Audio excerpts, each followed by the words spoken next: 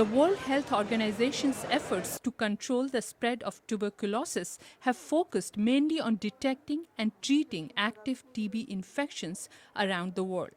Far less effort has gone toward addressing the causes of this highly contagious respiratory disease.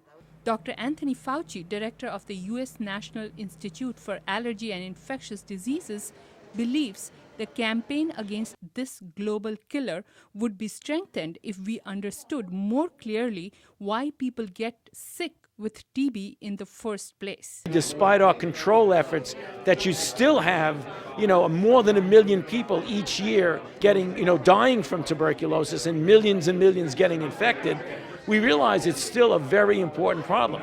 So we have to do the practical things and we have to do the fundamental research things at the same time. A new study of the worldwide TB epidemic by researchers at the University of California in San Francisco concludes that tobacco use, which by itself is a major public health concern, is also an important factor that's working against TB control efforts.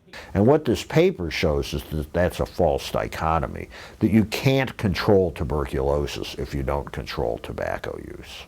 Dr. Stanton Glantz is co-author of the study and director of the University of California Center for Tobacco Control Research and Education.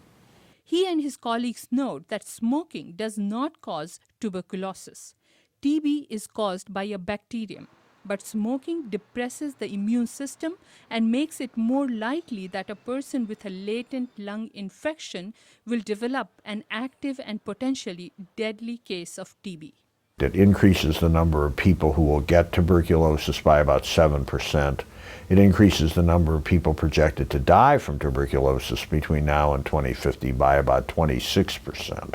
Glantz believes his study identifying direct link between tobacco use and TB infection and mortality rates should be of great interest to health policymakers and those guiding TB control programs.